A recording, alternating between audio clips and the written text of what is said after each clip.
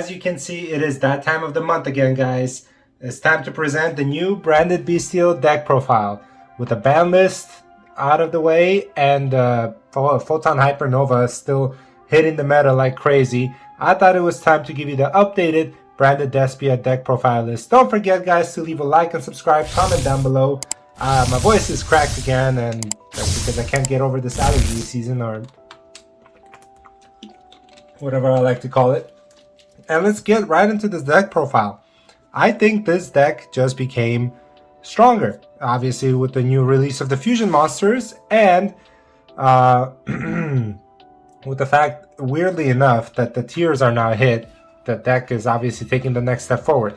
But we are running, mostly the same, still the same cards. We got our 3 copies of Aliber, Jester of Despia. I never said his full name before, but yeah. So Aliber is standard, is your main searcher for your branded fusion, and you want to run 3 of those. Some people cut this down. I still run 3 copies of Despian Tragedy, a very good monster. I don't see why people are cutting it.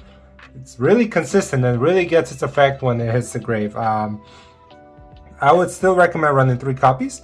The final piece of the Despias is going to be the Ad Libitum of Despia. So that's a pretty good one of. You can run Tragedy if you want to. I choose not to. Tragedy is actually pretty good against Kashtira. I'm testing it out. This is almost a 60 card deck pile, guys, even with the tiers out.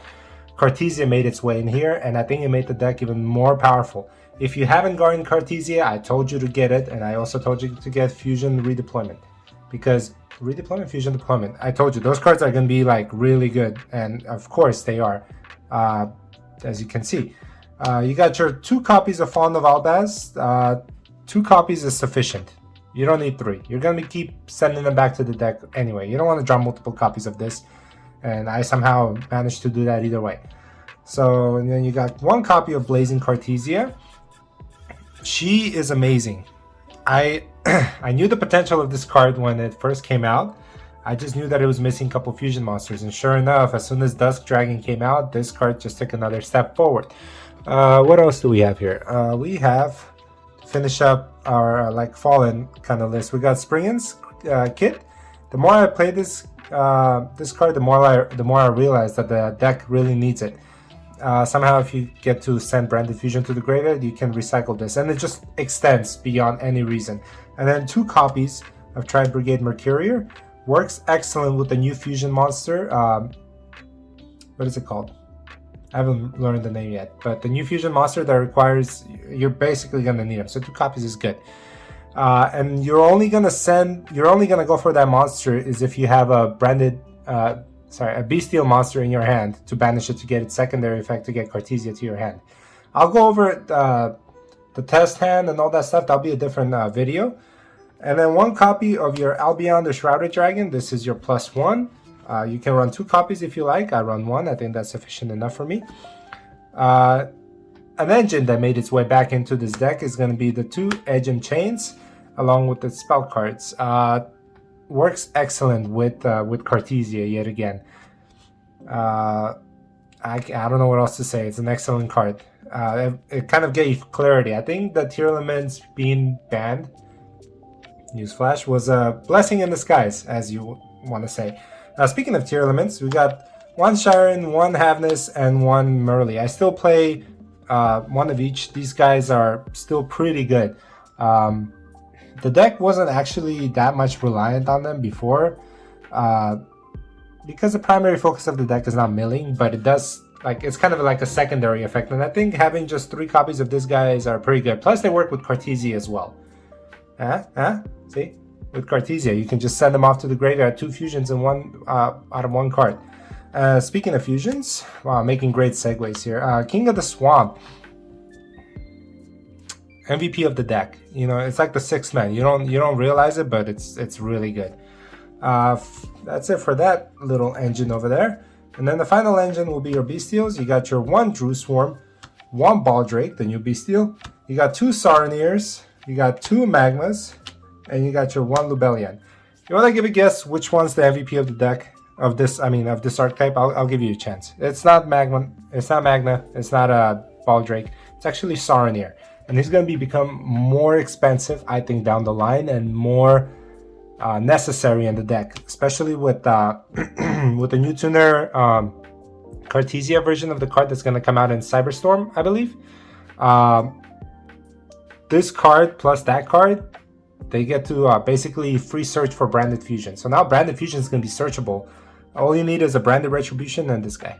And yeah, this deck is going to be good this whole year. I don't know how the ban list is going to potentially hit this deck. I don't see it happening. Moving on to the spell cards, you got your 3 standard Branded Fusions. There's a little spice in this deck that I'm going to show you. Branded Fusion, the cherry on top of the cake. It's a beautiful card. It's straight to the point. Okay, however, you want to use this last. You want to make sure you bait out everything you can with your other cards, just in case somebody runs Ash Blossom. Branded opening, 3 copies, still good. I can see some people cutting it down to 2 or 1 even. That's a little risky for me. I like my safety in branded opening. And then I run 1 copy of Branded in red, 1 copy of Branded Lost, and then 1 copy of Branded Regained. I mean, I don't have to say anything more than that. You guys already know what the cards do. Okay, and then this is the spice that I'm running. Is 1 Light of the Branded. Okay, this card just came out in Photon Hypernova. Not a lot of people are playing it, but not a lot of people know what this card does actually. So it says target 1 fusion monster on the field or in either graveyard. So on the field can actually mean your opponent's side of the field as well. It doesn't specify. So you can return it to the extra deck. Then you can special summon a Fallen of Albaz from your graveyard to your field and 1 monster from your opponent's graveyard to the field. It's a super polymerization from the graveyard. And it bounces your opponent's monster and then fusions. It's insane, guys. This card is an amazing, underrated card that I'm going to see a lot of branded players run. And I suggest that you do as well. In the right circumstance, in almost any circumstance, you're going to have Fallen of Albaz in the graveyard, and this card is very much live. Okay, then you have 1 copy of your Despiot Eater. This card made it back into the deck. How do I say this? It's a very underrated card. A lot of people forget about its secondary effect, especially me, but now once I realize how important it is in today's meta, it's definitely going to stay in the deck until it gives me a reason not to. 1 copy of Foolish Burial, self-explanatory card. Not only can you send Tragedy, you can also send Tears as a last resort. So the access to them is not that bad. 2 copies of the Fusion Deployment. When I did my deck profile before, I said that Fusion Deployment will come out of my deck for now, but keep an eye on it. And sure enough, here it is. It's a free Cartesia, free Fusion Summon, okay? 2 of is great, 3 of is okay too. 3 Frightful Patchworks, okay? This is for the Edge Imp. Basically, polymerization to your hand, free Fusion, plus 2 cards. Who wouldn't want that? Speaking of polymerization, 2 Polys. Cards that I'm gonna cut potentially are Allure of Darkness. Pretty good cards, but I don't know. I mean, kind of iffy about it. Maybe I'll keep them, maybe I won't. I don't see how they hurt the deck since I'm all running light and dark, but the fact that my deck doesn't really need that consistency of the draw, this is kind of a bonus. So I'm gonna test this format, see how it works. If not, this is the cards to go. And then Branded Beast and Branded Banishment. No Retribution yet. Retribution's a good card, however, I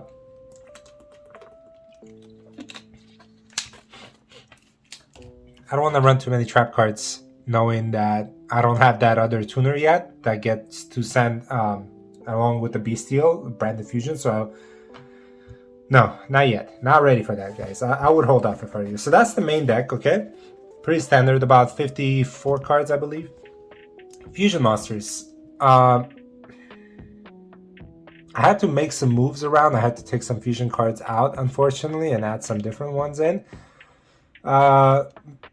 Kid Kalos being banned certainly helped. And I think Rule Kalos is still in here, but let's check it out, okay? We got 1 copy of Mirror Jade.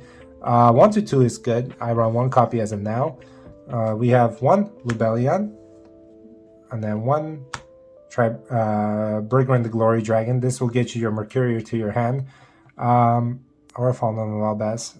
The thing with these cards, I might have to fix the ratios depending how my matchup against the Kashthiras go. Because these guys remove... Kashtira hits your extra deck pretty hard. So keep an eye out for that, guys. Just be wary. Okay, like me right now, I'm wary. There's 2 Albions, the best, one of the best fusion monsters in your deck. And then 2 copies of Masquerade. These guys might actually come out. I'm thinking they might actually have to come out for extra copies of your Mirror Jade or Lubellion, because they're more important in the deck, especially against Kashtira. Let me know what you guys think in the comments below. I like your feedback, especially if you're a branded player. I want to know what you guys are thinking about this. 2 new additions, along with others, is the Despian Cordis and the Despian Proskinian. The reason these guys are here is simple, okay? They are here because of this card. Some people call it Guacamole. I hate that name. It's so dumb. The Dusk Dragon, Grangugno, I'm not going to say that name again, but I call him the Dusk Dragon. Has a cool effect when it's on the field. It gets to send a, light or dark monster from your deck or extra deck to the graveyard. The secondary effect is also amazing. However, I did not have any Despian monsters in my extra deck. So it was kind of hanging out. But then I'm like, Cordis and Proskinian, especially Proskinian, are very good in this format. So I highly suggest you guys play it. And then the other one is the Renbrum Dragon, the Striking Dragon. This card is a soft negate, and also the graveyard effect is just amazing. It's a quick effect during your opponent's turn. If this card's in the graveyard and a Fallen of Albaz in the graveyard, you can bring one of these guys back. So you can bring back a Omni Negate, or you can bring an Albaz and fusion summon from the graveyard during your opponent's turn. Just a broken card in my opinion. So that's your standard fusion, and then you got your generic ones, or not so generic ones anymore. You got your Grapha, which becomes more crucial in today's meta. This is what you want to use with King of the Swamp and your Tears.